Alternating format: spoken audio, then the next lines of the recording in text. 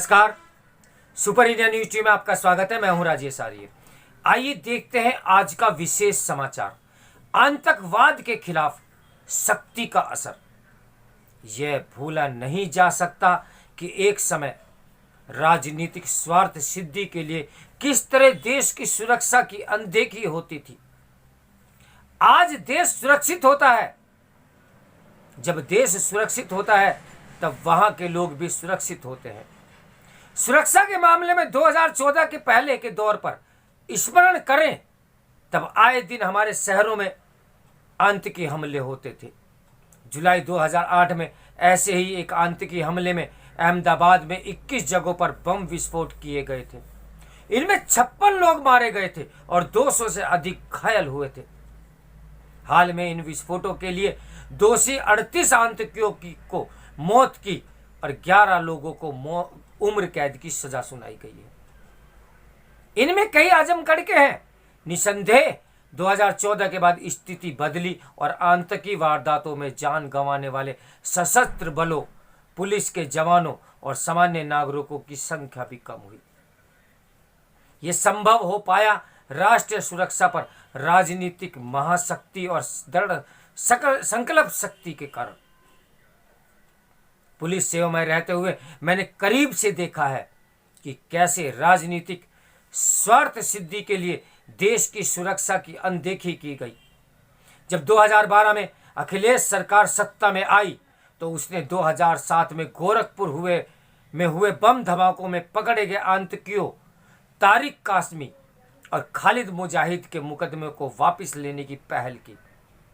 इलाहाबाद उच्च न्यायालय ने मुकदमा वापसी के आदेश पर रोक लगाते हुए सरकार को फटकार भी लगाई। बाद में गोरखपुर के स्पेशल जज ने आतंकी तारिक कासमी को दोषी पाया और उसे आजीवन कारावास की सजा सुनाई। यह भी ध्यान रहे कि 2013 में जब आतंकी खालिद की लू लगने से मौत हो गई तो अखिलेश सरकार ने 42 पुलिस अधिकारियों कर्मियों पर मुकदमा दायर करा दिया। इतना ही नहीं, इस मामले में जांच सीबीआई को भी दे दी। सीबीआई ने प्रारंभिक जांच में ही केस को झूठा पाया। उसके बाद भी जब मार्च 2017 में भाजपा सरकार सत्ता में आई तब जाकर इस फर्जी मुकदमे का पटाक्षेप हुआ। 2014 के पहले केंद्रीय नेतृत्व भी आतंकवाद के मामले में लचीला रुख अपनाए हुए था और वह भी तब जब इंडियन मुजाहिदीन के आतंकी देश में जगह जगह धमाके कर रहे थे। इस संगठन के कई सदस्य आजमगढ़ के भी थे। इस संगठन को पाकिस्तानी खुफिया एजेंसी आईएसआई और लश्कर तैयबा का भी सह मिल रहा था। इंडियन मुजाहिदीन का आजमगढ़ मॉड्यूल देश भर में सैकड़ों निर्दोष लोगों की मौत का कारण बना। ये मौतें आतंकी हमलों में हुई। 2008 में जब बाटला हाउस मुठभेड़ हुई तो दिग्विजय सिंह, सलमान खुर्शीद, ममता बनर्जी आदि ने उस पर सवाल उठाए। इतना ही नहीं, दिग्विजय सिंह ने तो आजमगढ़ जाकर वहां पर यह भी कह दिया कि बाटला हाउस मुठभेड़ फर्जी है। इस मुठभेड़ में वीर गति को प्राप्त हुए इंस्पेक्टर मोहन चंद्र शर्मा के बारे में कहा गया कि वह तो पुलिस की गोली से मरे। 2012 में आजमगढ़ में एक चुनावी रैली में सलमान खुर्शीद ने यह कह दिया कि उन्होंने जब बाटला हाउस में मारे गए लड़कों की फोटो सोनिया गांधी को दिखाई तो उनकी आंखों में आंसू छलक आए। ये किसी से छिपा नहीं कि बाद में अदालत ने इस मुठभेड़ को सही पाया। 2014 के पहले यह समस्या यह भी थी कि जब कभी पुलिस जान पर खेलकर किसी आतंकी को पकड़ती थी तो उस पर सस्ती राजनीति होने लगती थी और पकड़े गए संदिग्ध आतंकियों को निर्दोष बताया जाने लगता था। जाहिर है कि उससे पुलिस का मनोबल प्रभावित होता था। इन दिनों ये मामला चर्चा में है कि अखिलेश सरकार ने किस तरह 2013 में आतंकियों के खिलाफ 14 मुकदमे वापस लेने की पहल की थी।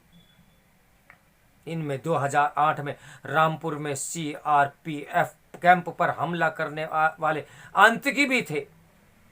इस हमले में 7 सीआरपीएफ जवान बलिदानी हुए थे। इसी तरह का एक मामला 1993 का है। 1993 में मेरठ के पीएसी कैंप में ग्रेनेड से हमला हुआ। इस हमले में एक पीएसी हवलदार ने अपने प्राण गंवाए और कई अन्य जवान घायल हुए। इस हमले के लिए जिम्मेदार आतंकी गिरफ्तार किए गए और उनके खिलाफ टाटा के तहत मुकदमा कायम हुआ। लेकिन तब बसपा के समर्थन वाली मुलायम सिंह की सरकार ने इन आतंकियों के खिलाफ दायर चार्जशीट वापस लेने का फैसला किया। लेकिन जिला जज मेरठ ने इसकी अनुमति नहीं दी और ट्रायल शुरू कर दिया। बाद में इन आतंकियों को आजीवन कारावास की सजा सुनाई गई।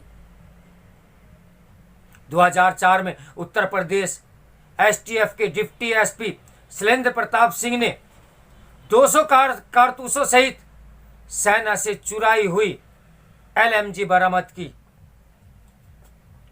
इस मामले में पोटा के तहत आर्म्स एक्ट के मुकदमे में मुख्तार अंसारी, मुन्नर और बाबूलाल यादव को नामजद किया गया।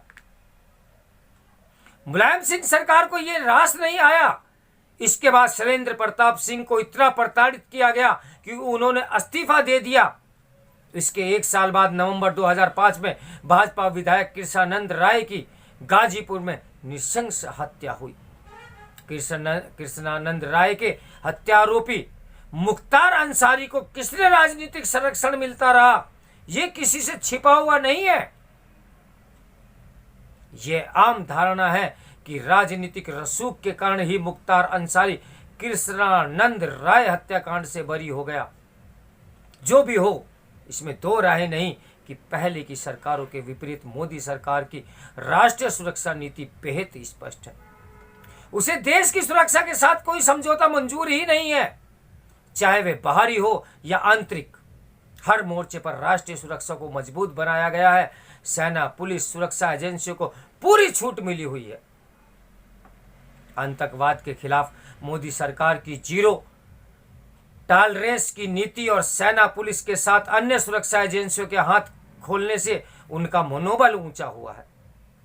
वास्तव में इसी कारण नरेंद्र मोदी के प्रधानमंत्री के बाद आतंकी घटनाएं निम्न स्तर पर हैं और उग्रवाद, नक्सलवाद भी नियंत्रण में है।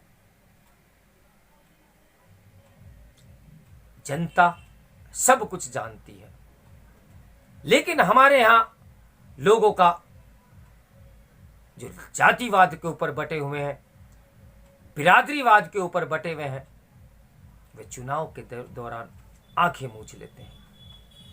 न देश की चिंता करते हैं, न देश में घटने वाली घटनाओं की चिंता करते हैं। आपको सोचना चाहिए, मंथन करना चाहिए, चिंतन करना चाहिए। राष्ट्र सर्वोपरि आपकी सोच में होना चाहिए। इस समाचार के लेखक हैं, उत्तर प्रदेश के पुलिस प्रमुख रहे हैं बृजलाल जी। तो मेरे साथ बने रहिए सुपर इंडिया न्यूज़ टीवी की ब्रेकिंग न्यूज़ के लिए और मेरे चैनल को सब्सक्राइब करें ताकि आपको हर समाचार का नोटिफिकेशन मिलता रहे। नमस्कार, मैं हूं राजेश आर्य।